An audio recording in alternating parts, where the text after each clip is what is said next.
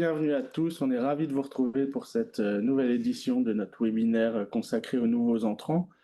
On se disait en préambule qu'il était important de définir déjà la notion de nouvel entrant. Alors si finalement vous avez votre numéro de déclaration d'activité depuis seulement un petit peu de temps et que vous êtes dans votre première année d'activité en tant qu'organisme de formation, cela fait de vous un nouvel entrant qui sera audité comme tel lors de votre prochain audit Calliope si celui-ci arrive. Donc, je suis ravi de vous retrouver. Donc, ce webinaire est dédié, comme je viens de vous le dire, aux nouveaux prestataires de formation. On a plusieurs objectifs dans cette session aujourd'hui, à savoir présenter les différents acteurs et mécanismes de la formation professionnelle, vous expliquer les conditions d'éligibilité au CPF et quelles en sont les attentes derrière.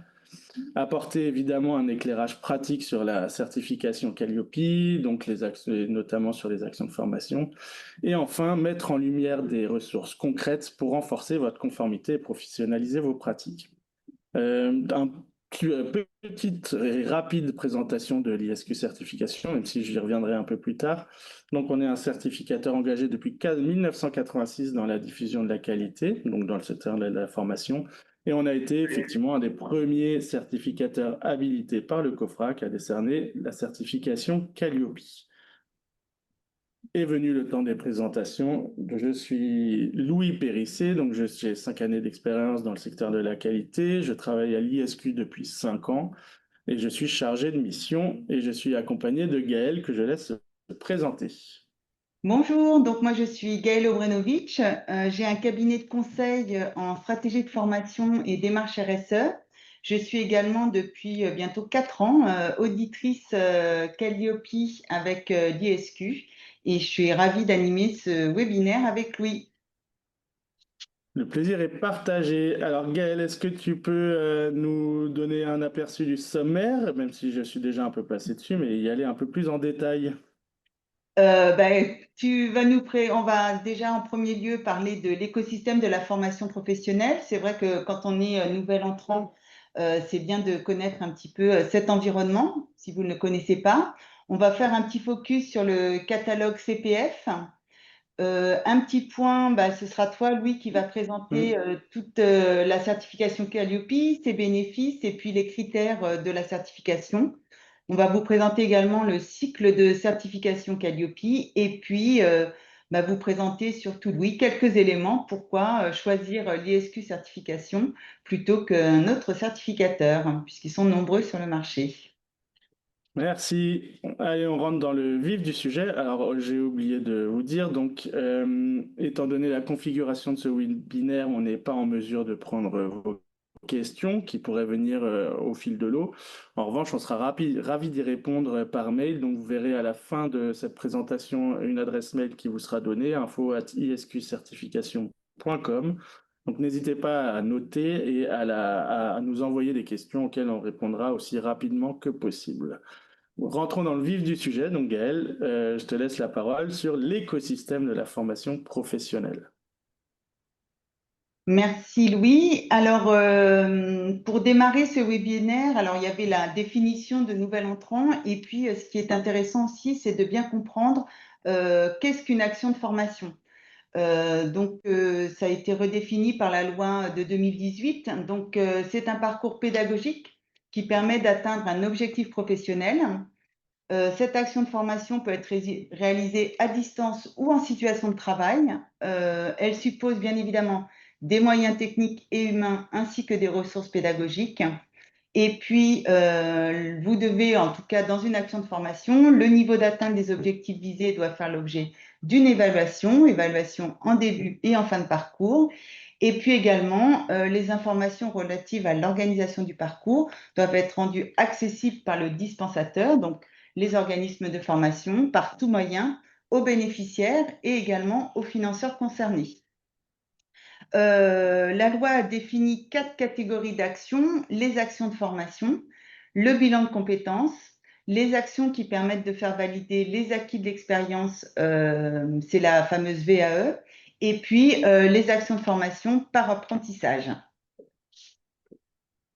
Merci. Du coup, ça nous amène aux acteurs du monde de la Oui, formation. Est-ce que tu peux nous les présenter? alors comme vous pouvez le voir sur ce slide, énormément d'acteurs autour de la formation professionnelle. Donc déjà, à gauche, on a mis en exergue les acteurs que vous êtes, en tout cas, qui gravitent autour d'une action que vous pourrez proposer. Donc vous avez les bénéficiaires, les participants, les stagiaires, ça dépend de votre environnement, on les appelle comme on veut, donc ceux qui vont bénéficier de l'action de formation, les décideurs, les commanditeurs, et puis également les financeurs, hein, puisque ça peut être une entreprise ou bien des opérateurs de compétences. Vous avez les réalisateurs, donc là c'est vraiment au sein de votre organisation, vous organisez l'action de formation. Vous avez également des ingénieurs en formation et des ingénieurs pédagogiques. Et puis également, vous devez définir, ce qui est intéressant, c'est des stratégies pédagogiques par rapport à votre cible. À droite, ce schéma qui est peut-être un peu qui est très complet en tout cas, les différentes parties prenantes du système de la formation continue. Donc à gauche, vous avez l'ensemble des institutionnels, donc l'Europe, hein, l'Union européenne, qui est un acteur, en tout cas une partie prenante du système de la formation professionnelle en France. L'État, bien évidemment, avec les organes tels que France Compétences ou la Caisse des dépôts, dont vous avez sûrement entendu parler. Vous avez également la région, hein, qui est un acteur fort dans cet environnement, et le département. Parfois on l'oublie, mais le département peut mener des actions, peut en tout cas avoir des dispositifs pour les actions de formation. Tout à droite, on vous a mis finalement les partenaires sociaux. Donc, vous avez les syndicats et les branches professionnelles qui font partie des instances des OPCO, les fameux opérateurs de compétences.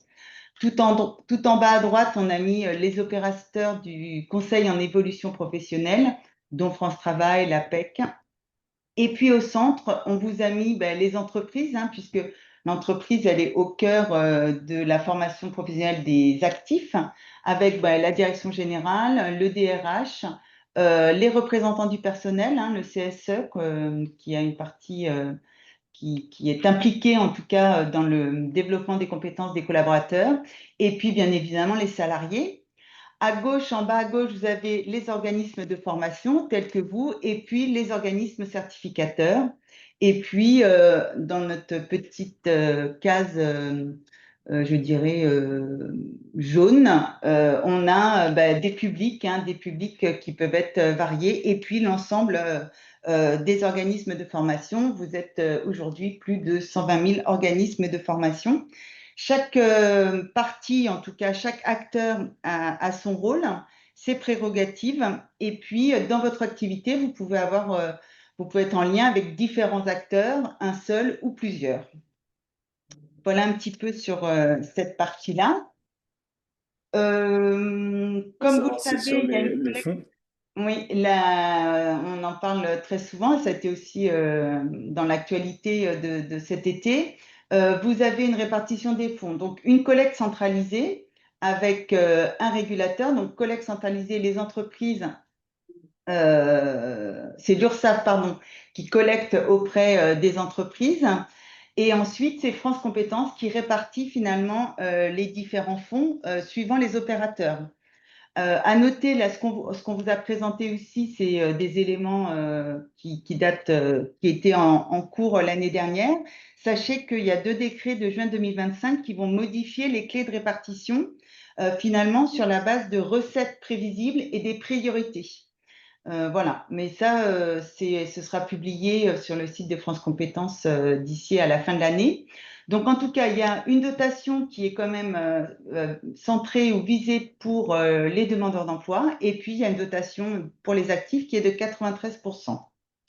On a ensuite une répartition par acteur de la transition qui représente environ 6%, avec les conseillers en évolution professionnelle et les projets de transition professionnelle. La Caisse des dépôts et consignations qui, elle, gère le compte CPF, hein, mon compte formation. Ça représente aujourd'hui à peu près 15%, 14,96%. Et puis ensuite, l'alternance, la dotation pour l'alternance qui correspond à 75%. Je ne sais pas si vous avez entendu l'actualité depuis le mois de juin, mais cette dotation, voilà, va évoluer fortement. Et puis enfin, la dotation pour les opérateurs de compétences. Donc cette dotation, elle est vraiment à destination des entreprises, enfin du financement des formations pour les entreprises de moins de 50 salariés. Voilà un petit peu sur cette partie fonds collectés. Merci. On peut passer à la partie un peu plus réglementaire afin de balayer quelles sont les obligations donc, pour un organisme nouvel entrant. Alors oui, nouvel entrant, et puis c'est quelque chose que vous devez maintenir dans le temps. Donc la première chose, ce sera la déclaration de votre bilan pédagogique et financier. Donc ça se fait souvent au mois de mai, au plus tard au mois de mai, qui suit l'obtention de votre NDA. Donc voilà, vous allez recevoir, ou vous avez déjà reçu un courrier, mais en tout cas, pour aller sur votre espace, en tout cas, ça c'est une déclaration à faire tous les ans. Vous devez avoir bien évidemment un règlement intérieur, avoir une convention de formation ou un contrat de formation. Convention de formation, c'est avec une entreprise ou un commanditaire, et un contrat de formation, c'est avec un individu. Et puis, si vous faites appel à des sous-traitants ou des intervenants externes, vous devez bien évidemment avoir des contrats de sous-traitance. Je crois que c'est Et tout. d'un point de vue comptable, Et puis, d'un point de vue contenable, donc ça, c'était un peu en suspens, mais c'est maintenu. Donc, l'organisme de formation, en tant qu'organisme de formation, vous pouvez être exonéré de TVA. Alors, attention, si vous faites la demande, ce n'est pas irréversible. Donc, il faut bien réfléchir, est-ce que je veux être assujetti à la TVA ou pas? La question qu'on se pose, c'est souvent, ça dépend de vos clients. Voilà, donc ça, c'est un point sur lequel vous pouvez réfléchir. Vous devez bien évidemment avoir un plan comptable distinct de votre plan comptable général, hein. Donc, si vous avez plusieurs activités, vous devez avoir un plan comptable spécifique à votre activité de formation. Et puis enfin, vous devez désigner un commissaire aux comptes si vous dépassez deux des trois critères en fin d'année. Donc, si vous avez plus de 3 salariés et ou plus de 153 000 euros de chiffre d'affaires, et ou 230 000 euros pour le total de votre bilan. Mais ça, vous pourrez vous faire une vision quand vous aurez passé une année complète de votre activité.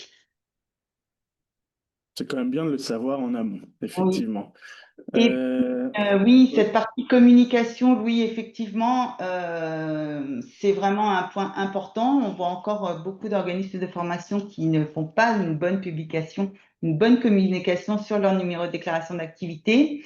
Donc, sur tous vos documents, principalement la convention par exemple, vous devez faire figurer que c'est une déclaration d'activité enregistrée sous votre numéro et auprès du préfet de votre région. Et surtout, ça c'est un point important, on l'entend encore, ce n'est pas un agrément de l'État, hein. Vraiment, vous avez juste une déclaration d'activité qui est enregistrée. Et puis, si vous voulez faire la publicité de votre numéro de déclaration d'activité, c'est vrai qu'on est toujours fier de développer une nouvelle activité. Surtout, vous devez indiquer que vous êtes enregistré sous le numéro XX auprès du préfet et que cet enregistrement ne vaut pas agrément de l'État. Donc ça, c'est un point important, d'autant plus que les contrôles, voilà, le plan de lutte, le plan qualité et lutte contre la fraude dans la formation professionnelle qui est sorti ce mois de juillet. Donc, les contrôles vont s'intensifier. Et c'est vrai que si vous ne respectez pas ces obligations, on va dire ça comme ça, l'Adriex, hein, près de laquelle vous avez obtenu votre numéro de déclaration, va intensifier ses contrôles. Donc, voilà, je vous invite à respecter ces règles-là, surtout quand on démarre. Voilà merci un pour ce peu, cadre réglementaire. Je pense que, on peut avancer et maintenant évoquer le catalogue CPF qui est très important. Je t'en prie, Gaël.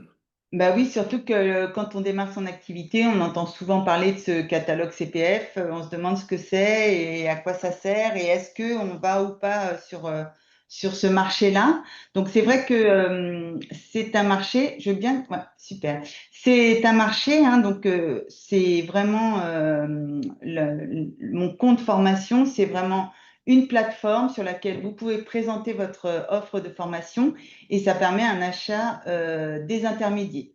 Donc, c'est cette question qui peut se poser pour votre organisme. À noter que le CPF n'est pas la seule ressource pour vendre des actions de formation. Ça peut être complété par des fonds des entreprises avec du CPF co-construit ou bien ça peut être complété par un individu qui veut vraiment faire cette action de formation. Donc, pour vous donner une idée sur le marché potentiel, c'est que à peu près 20% des organismes de formation déclarent avoir reçu des financements. Alors, c'est plus élevé pour les organismes de grande taille, hein, donc 65% des OF qui ont plus d'1 million d'euros de chiffre d'affaires, et des organismes de formation du public, 36%. Voilà un petit peu ce point-là sur ce marché, en Et en sachant chiffres? que ce marché est de plus en plus contrôlé. Tu peux passer la slide, Louis, mais Oui. c'est vrai que j'insiste beaucoup sur cette histoire de contrôle, puisque vous avez entendu, il y a eu pas mal de fraudes, ça continue, et donc c'est un marché qui est très surveillé, on va dire ça comme ça. Sur ce slide-là, on voulait vous présenter quelques chiffres pour que vous ayez une idée du marché que ça représente. Donc, sur le tableau du haut, on vous a mis les offres des organismes de formation qu'on peut retrouver sur le catalogue CPF. Donc, on a 15 000 organismes de formation qui sont référencés sur le catalogue CPF. Vous avez à peu près 192 offres de formation disponibles avec 3 400 certifications et les organismes de formation proposent environ un coût moyen de 2 260 € pour une durée moyenne de 113 heures. Et puis après, quand on vient sur le côté, finalement, combien de personnes ont utilisé leur CPF et qu'est-ce qui s'est passé concrètement. Donc en 2023, il y a quand même eu 1,3 million de dossiers CPF, 1,2 million de bénéficiaires, 31% de part de marché, en tout cas de demandeurs d'emploi, et le prix moyen est de 1 560 € pour 60 heures de formation. Dans les deux camemberts qui suivent, on voulait vraiment vous représenter finalement les parts demandeurs d'emploi actifs. Les derniers chiffres qui sont tombés, c'est 40% de demandeurs d'emploi et 60% de salariés. Voilà. Et le point important, c'est que malgré tout, les demandes de CPF diminuent parce que c'est de plus en plus compliqué, en tout cas pour certaines tranches de population, d'accéder au CPF pour des raisons principalement d'inscription. Enfin, voilà, vous avez peut-être déjà essayé d'aller sur votre compte CPF, mais il faut maîtriser quelques bases informatiques. Et puis enfin, une petite présentation ici des certifications préparées. Donc, le permis de conduire fait partie de 23% des certifications préparées, avec un coût. Donc là, on avait des chiffres de juillet 2024 avec un coût de 910 €, un coût moyen. Sachez que tous les tous les coûts là, des derniers chiffres qui sont tombés, les coûts augmentent en fait par formation. Donc voilà. Le deuxième poste, c'est le bilan de compétences qui représente à peu près 6%. Vous aviez les actions de formation dispensées aux créateurs et repreneurs d'entreprises. Donc ça s'est arrêté voilà, en 2025. Et donc là, ça chute fortement sur ce type de formation. Vous avez toujours les tests TOEIC qui maintiennent à 5%. Et puis après, de l'accompagnement VAE qui va sûrement se développer puisque ça va pouvoir être intégré de plus en plus et financé via le compte CPF. Bon, puis après, vous avez des habilitations obligatoires qui sont présentes. Effectivement, les chiffres datent de 2023, pardon, mais Ouais. ils ont été mis à jour. Oui, exactement. Et puis, le distanciel qui domine, 38%, enfin 38,6% des formations se font à distance. devant le présentiel qui est à 37,5% et puis un mix de 23,9%. Donc voilà, je ne sais pas, ça dépend comment vous voulez présenter votre offre, mais en tout cas, c'était pour vous donner quelques éléments si vous souhaitez aller sur le CPF. Et comment on figure du coup sur ce catalogue CPF? Alors, il faut déjà avoir une certification inscrite au RNCP, donc au Répertoire national des certifications professionnelles, ou au répertoire spécifique. Ou bien, si vous n'avez pas vous-même une certification, vous pouvez être habilité à former par un certificateur qui dispose d'une certification RNCP ou RS. Voilà, vous devez vous inscrire sur EDOF pour référencer votre offre. Sur l'inscription sur EDOF, il y a des vérifications fortes qui sont faites. Voilà, ça se renforce, les contrôles se renforcent. Je vous invite fortement à lire les CGV et les CGU. Ça vous permet de voir un petit peu ce qui est attendu et puis le process sur mon compte formation qui est très structuré.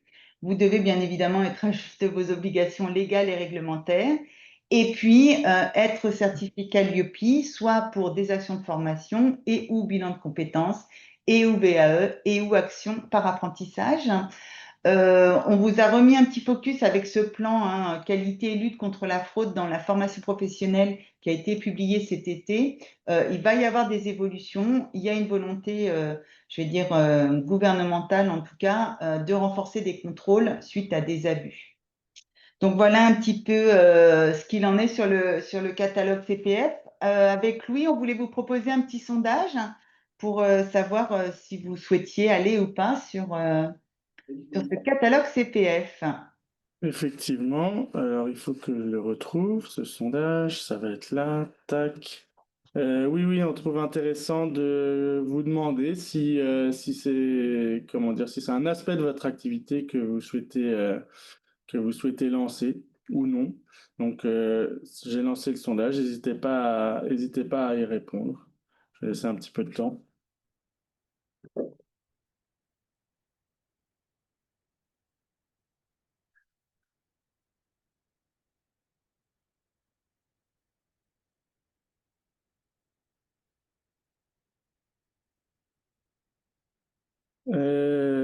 Merci. Effectivement, donc là on est mitigé. On ne sait pas où ce n'est pas prévu. Ou sinon, effectivement, enfin, on a une réponse sur on va dire un avenir proche, donc dans les 6 mois, plus long terme, et sinon, c'est pas forcément quelque chose dans lequel vous souhaitez vous lancer tout de suite. Merci en tout cas pour vos réponses. Bah, c'est vrai que c'est une réflexion à mener et puis ça va dépendre aussi de votre cible, de votre public, de votre marché. Voilà.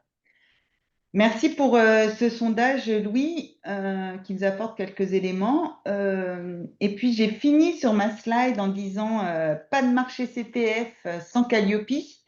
Donc, Louis, je te passe la parole peut-être pour nous présenter qu'est-ce que cette certification Calliope et puis les bénéfices quand même qu'un organisme de formation peut en tirer à être Calliopisé, comme on dit. Effectivement, alors maintenant on est effectivement en septembre 2025. La certification est en route depuis octobre-novembre 2019. Donc la plupart des organismes qui devaient être certifiés à l'époque le sont aujourd'hui, qui par mécanisme ne fait de cette certification plus forcément un bénéfice concurrentiel. Néanmoins, on a identifié certains bénéfices pour vous en tant que nouvel organisme de formation qu'on peut baliser en 3 grands groupes, à savoir donc des bénéfices stratégiques, étant donné que ça vous donne quand même accès à des financements, une certaine crédibilité et notamment une crédibilité dans vos process et dans votre manière de travailler un élargissement pardon, de votre marché potentiel et enfin une certaine pérennité en tant qu'organisme de formation, étant donné que vos process seront déjà bien élaborés, étant donné qu'ils ont été audités. Ce dernier point amène sur les bénéfices opérationnels dans la vie de tous les jours, effectivement, ça vous permet de bien structurer vos processus en amont de la certification afin de préparer l'audit. de mettre en place des outils professionnels et professionnalisants, un meilleur suivi de la qualité et de la satisfaction de vos clients, de vos stagiaires, et enfin une certaine obligation dans la gestion documentaire, dans votre organisation, dans la vie de tous les jours aussi, étant donné que c'est une obligation pour pouvoir répondre aux attendus du référentiel. Et enfin, les bénéfices commerciaux. Donc, ça vous permet d'avoir une plus grande clarté dans l'offre et les parcours de vos clients, de mieux communiquer, selon nous, et enfin de personnaliser les parcours afin de répondre aux besoins potentiellement spécifiques de vos stagiaires. Voilà, donc ça fait quand même certains atouts pour vous, ça représente certains atouts pour vous, à vous d'en tirer le meilleur parti, je voudrais dire. Gaël, est-ce que tu peux du coup, pour la suite, nous présenter le guide de lecture et les différents critères qui sont intégrés à ce guide de lecture, à ce référentiel? Merci Louis. Effectivement, bon, vous avez sûrement entendu parler de Calliope avec ces 7 critères, hein. Donc, généralement, c'est une liste à la Prévert des 7 critères et des indicateurs. On en a 32. Vous n'êtes pas forcément audité sur l'ensemble des indicateurs suivant l'action de formation sur laquelle vous êtes positionné. En tout cas, ici, on a souhaité vous représenter un schéma avec l'apprenant au cœur de votre processus, puisque vous allez construire votre processus autour de votre apprenant. Donc, on a le critère 1 qu'on a mis à gauche qui concerne cette fameuse communication de l'offre et l'affichage de vos résultats. Effectivement, vous devez apporter une lisibilité en fait de votre offre de formation auprès de vos stagiaires et ou de des commanditaires. Donc là, c'est très souvent ce qu'on peut voir, c'est un site internet, c'est des programmes de formation et puis des résultats que vous pourrez pas faire, que vous pourrez présenter l'année prochaine, en tout cas des résultats concernant les actions de formation que vous avez mis en œuvre. Vous trouverez ensuite le critère 2 qui est la conception de prestations adaptées. Donc là, ça englobe toute votre ingénierie de formation et ingénierie pédagogique. Donc ce qu'on peut retrouver ici, c'est les syllabus, les déroulés pédagogiques que vous préparez en vue de l'action de formation. Le critère 3 et 4 qui sont les moyens mis en œuvre et les évaluations. Donc, pour une action de formation, normalement, vous avez des formateurs. Vous avez également un lieu et ou une plateforme, des supports de formation à disposition de vos apprenants et enfin, un processus d'évaluation, une évaluation en démarrage de parcours et une évaluation en fin de parcours. Le critère 5, ça concerne le développement des compétences, donc que ce soit vos intervenants internes, si vous avez des formateurs salariés, ou des intervenants externes, si vous avez des formateurs intervenants externes occasionnels. Ici, ça concerne le suivi et la mise à jour de leurs compétences. Donc, effectivement, si vous fermez sur une thématique, la vérification est faite autour de la compétence du formateur et également sa mise à jour. C'est-à-dire que c'est la mise à jour des compétences. Le critère 6, en chapeau, effectivement, c'est votre environnement professionnel, puisqu'un organisme de formation est dans un environnement professionnel et qui impacte peut-être ou normalement qui impacte vos actions de formation. Donc là, ça concerne toute la veille sur votre marché, veille compétences, veille sur le champ de la formation, la veille sur les innovations pédagogiques ou technologiques, et puis une partie sur le handicap.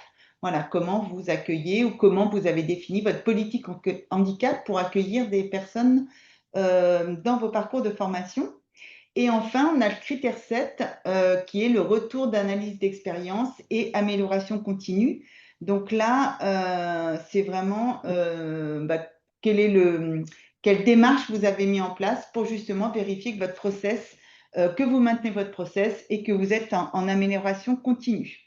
Donc, lors de l'audit, hein, on vient constater, en tout cas les auditeurs viennent constater que votre process est bien en conformité avec le référentiel national qualité.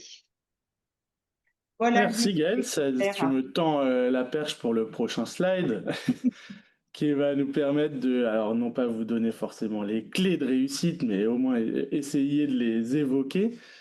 parce que derrière, c'est vous qui êtes les principaux acteurs, hein, de toute façon. Mais essayez de baliser un petit peu qu'est-ce qui peut rendre votre audit, un audit réussi. Donc, tout d'abord, il nous semblait primordial de formaliser clairement son activité de formation via l'élaboration de process en ce sens. Donc, l'édition d'un livret qualité, la formalisation de processus internes, de documents RH, de support pédagogique. Les conventions de formation sont très importantes également, les feuilles de présence, les grilles d'évaluation, toute cette documentation. Et derrière, il y a toute la documentation qui est à votre disposition. Donc le référentiel national qualité qu'on vient de mentionner, l'auditeur le connaît sur le bout des doigts et c'est nécessaire que l'audité, donc les organismes de formation le connaissent bien aussi afin de pouvoir produire les éléments de preuve qu'il faut. Il y a d'autres documents qui sont aussi intéressants, plus sur le contexte réglementaire, à savoir le question-réponse du ministère. Donc il y a une V1 puis une V2 qui va vous donner certains éléments aux questions que vous pouvez vous poser.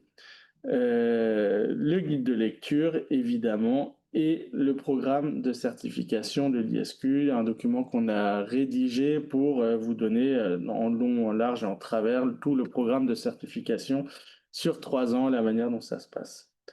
Il nous semble également très important de préparer en amont de l'audit les éléments de preuve, indicateur par indicateur. Vous êtes audité sur une journée, généralement en tant que nouvel entrant, 1 journée et demie si vous préparez l'apprentissage aussi. C'est des journées qui vont assez vite, je pense que Gaël pourra confirmer ce point, et donc c'est nécessaire pour fluidifier les échanges de bien préparer en amont les éléments de preuve.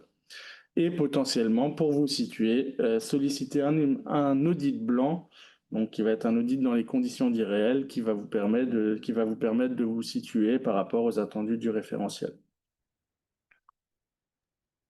Une fois l'audit passé, démarre le cycle de certification Calliope, donc qui va se faire sur 3 ans. Cet audit donc va donner lieu à tout un process qui est également très réglementé, jusqu'à l'audit, pardon. Et de la demande de devis, donc on va avoir besoin de constituer en amont votre dossier qui va être porté à la connaissance de l'auditeur en amont de l'audit, évidemment. Et donc, il y a toute une phase de contractualisation, de planification de l'audit à l'ISQ selon vos prérogatives, en tout cas, la tenue de l'audit et l'entrée en vigueur de votre certificat. Donc, toutes ces étapes mènent vers l'obtention du certificat. On peut, dans la plupart des cas, en tout cas pour les situations qui sont généralement un peu urgentes, faire tout ce process en 1 mois. Derrière l'entrée en vigueur du certificat commence le cycle de certification, donc qui se fait sur 3 ans. Vous n'êtes pas sans savoir qu'un audit de surveillance obligatoire est à prévoir entre 14 et 22 mois suivant l'entrée en vigueur du certificat. Audit de surveillance, donc pour un organisme nouvel entrant comme le vôtre, qui se fera la plupart du temps sur une journée, étant donné qu'une petite majoration est venue s'ajouter en 2023 à la demi-journée qui était initialement prévue, on est passé à une journée. Et ceci, je pense, Gaël, arrête-moi si je me trompe, mais pour vérifier les indicateurs qui n'ont pu être audités ou en partie seulement à l'audit initial, étant donné votre situation de nouvel entrant. Effectivement, Louis, ce que je peux rajouter, c'est qu'à l'audit initial, parfois, on n'a pas mis plusieurs actions de formation en œuvre. Et donc, l'audit de surveillance permet vraiment de voir la mise en œuvre des actions de formation qui étaient faites depuis l'audit initial. C'est ça, exactement. Et donc, comme on l'a noté, garantir la continuité de la certification et enfin, à la fin du cycle de certification, arrive l'audit de renouvellement qui va vous permettre de repartir sur un cycle. Audit de renouvellement qui se tient nécessairement en amont de l'échéance du certificat pour pouvoir pallier à d'éventuelles non-conformités. Merci, Louis. Je t'en prie, on va lancer un deuxième sondage qui va nous permettre également de vous. C'est là. que vous nous fassiez part en fait de vos velléités en ce qui concerne la certification Calliope. Est-ce que c'est quelque chose dans lequel vous souhaitez vous lancer à court, moyen terme? Pas du tout. Donc je vous laisse y répondre.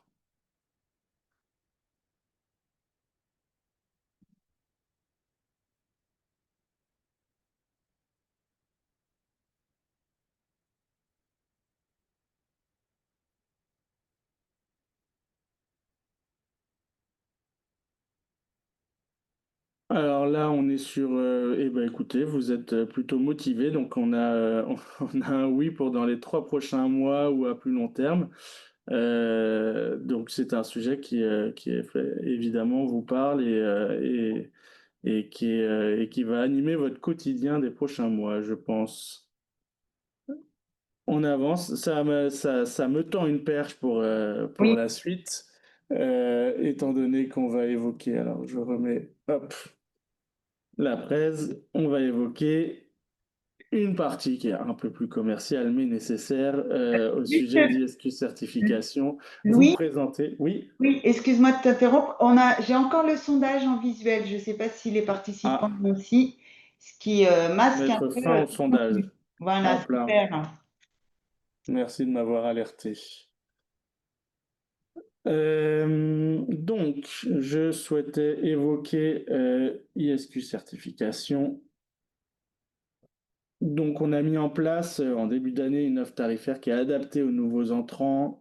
C'était quelque chose qui nous tenait à cœur et qui a été identifié comme un réel besoin. Donc, ça passe par une remise de 15% afin que vous maîtrisiez vos coûts. Et derrière, évidemment, donc un suivi rigoureux et structuré, donc un référent dédié en ma personne que vous pourrez contacter jour et nuit au sujet de votre audit et le jour surtout, afin qu'on puisse en discuter et potentiellement répondre à vos éventuelles questions. Et derrière, comme je l'évoquais tout à l'heure, des délais de traitement qui sont optimisés.